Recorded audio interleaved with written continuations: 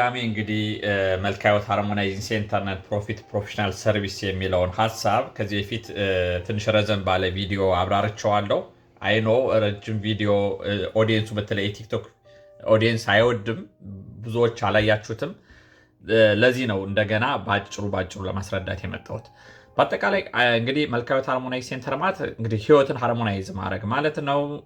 ሰዎች ከራሳቸው ጋር ከሌላ ሰው ጋር ከተፈጥሮ ጋርና ከፈጣሪ ከእግዚአብሔር ጋር ወይም በእስልምናው ካላህ ጋር ህብረት እንዲያረጉ ለማስቻል ወይም የዛን ንቃተ ህሌና ለመፍጠር ለማሳሰብ ነው። ምክንያቱም ይሄ ተፈጥሯዊ ነው። ማንም ይሄ ሊነግረን አይገባም፣ እናውቀዋለን።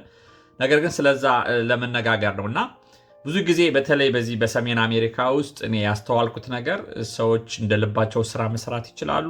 ልክ ነው። አሜሪካ ላንድ ኦፍ ኦፖርቹኒቲ ነች። ብዙ ነገር ኦፖርቹኒቲ አለ። ነገር ግን አንድ የጎደለ ነገር አለ። እሱም ህብረታዊነት ይጎላል። ሰው በጣም ግላዊነት፣ የተለያየ ስትረስም ስለሚገጥመው የስራ ስኬጁሉም ስለማይመቸው ከሌላ ሰው ጋር ህብረት ማድረግ ይጎሏል እና ለተለያየ ችግር ይጋለጻል። ለስትረስ፣ ለብዙ በሽታዎች ማለት ነው። ሀገር ቤት የሌሉበት በሽታዎች እዚህ ሀገር ሂዶ አመታዊ የጤና ቸክ ሲያደርግ ብዙዎቹ የስኳር ታማሚ ነህ፣ ፕሬዠር ምናምን ይባላል። ብዙ ሰው እንደዚህ ያለ እና ያሳዝናል። ይህ ምንድን ነው? ሰዎች ከሰዎች ጋር በመሆናቸው ከሰዎች ጋር በማወራታቸው ሊያገኙት የሚገባውን ጥቅም እዚህ ያለው ሰው በተለይ በዚህ በሰለጠነው ዓለም እያገኘ አይደለም እና አንዳንዶች ይህን እንደውም እንደ ትክክለኛ ባህሪ እና ግላዊነታቸውን መጀመሪያም የነበራቸውን ባህሪ እንደ ትክክለኛ ነኝ እኔ ሰው አልወድም ብቸኛ ነኝ ብለው ይህን ነገር እንደውም ለትልቅ መፎከር ሲፎክሩ ይታያል። ይህ ግን በጣም ትልቅ የሆነ ስህተት ነው። ሰዎች ገና ይሄ ሰው ራሱን ለመረዳት ዲዛይኑ መረዳት ያስፈልጋል። የአንድን ዕቃ እኮ ስንገዛው ራሱ እቃው ላይ የተጻፈ የሆነ ኢንስትራክሽን አለ። ይሄ ዕቃ የሚሰራ በዚህ ቴምፕሬቸር በዚህ ተብሎ ኢንስትራክሽን ይሰጠናል። ያን ዕቃ ከዛ ውጭ ኦፕሬት ስናደርገው ምንድነው ጥቅም አልባ ነው የሚሆኑ። እቃውም ጥቅም አይኖረውም፣ እኛም አንጠቀምበትም። ልክ ነው። ህይወትም እንደዛ ነው እና ከተፈጥሮ ዲዛይናችን መውጣት አንችልም። ከሰዎች መራቅ አንችልም። ፈጣሪ ሲፈጥረን ራሱ በህብረት ነው። መላእክት ራሱ እልፍ ሆነው ነው የተፈጠሩት በህብረት። ሰው ራሱ ሲፈጠር አዳም እኮ እግዚአብሔርም አለ ይላል ሰውን እንደ መልካችን እንደ ምሳሌያችን እንፍጠር ይልና ሴትና ወንድ አድርጎ ፈጠራቸው ይላል።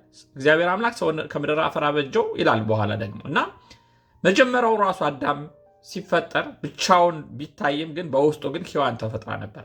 ከዛም በኋላ ነው ያችን ማንነት አውጥቶ ለማውጣት ሰው ብቻውን ይሆን ዘንድ መልካም አይደለም፣ የምትመቸውን ረዳት እንፍጠርለት አለ። ስለዚህ ይሄ ህብረታዊነትን ያሳያል ባለመለክ።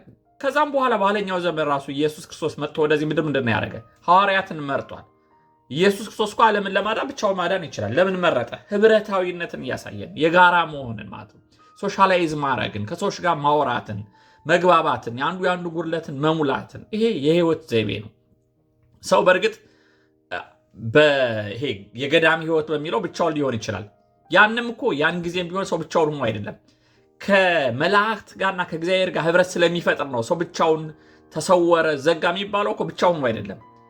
ከሰዎች ጋር የነበረውን ግንኙነት በመላእክት ስለተካው ወይም ከእግዚአብሔር ጋር አክቲቭ የሆነ ሪሌሽንሽፕ ስለጀመረ እንጂ ሰው መቼውም ብቻውን ሊሆን አይችልም እና ይሄን ተፈጥሯችን መረዳት ያስፈልጋል። ይሄን እዚህ አይመችም በሚል ሰበብ እንትን ካልነው ምንድነው ከልብ ካለቀሱን ማለት አይገድም ይባላል። አንድን ነገር ከልብ ካሰብነው ማድረግ ይቻላል። በተለይ የአበሻ ኮሚኒቲ በሚበዛበት ዲኤምቪ ኤሪያ ላይ ይሄ በእርግጥ አለ። ሰዎች አሁን ይጠራራሉ፣ እድር አላቸው። አንዳንድ ቦታ እንሰማለን። ጥሩ ነገር ነው። ይሄ መበረታታት ያለበት ነው እና አንዳንዶቻችን ደግሞ ይሄ ብቸኝነት በተለይ እኔ እሰማለሁ አንዳንድ ሰዎች በስቶር በተለያየ ቦታ ሲገኙ ወይም ይሄ የእኛን ኮሚኒቲ ሲያገኙ ኮስተር ብሎ የማለት ነገር አለ። ለምን እንደዛ ሆነ? ለምን ሰዎች ሰላምታ አንሰጥም? ለምን አንተዋወቅም? እና ይሄ ለህይወታችን ስለሚጠቅም ነው። ለዚህ ነው መልካ ህይወት ሃርሞናይዝ ሴንተር ይሄን የሚያበረታታ ነን ፕሮፊት ድርጅት ነው። እንግዲህ ስሙ ስለረዘመ አስተያየት ስለተሰጠን ሃርሞናይዝ ሴንተር ወይም ኤችሲ ሴንተር ብለነዋል። ሁላችሁም በዚህ ዌብሳይት እየገባችሁ እንደ ቮለንተር ሬጅስተር አድርጋችሁ በጋራ ህይወታችንን ቆይታችንን በተለይ በስደት ሀገር ውጤታማና ጤናማ እንድናደርገው አሳስባለሁ። አመሰግናለሁ።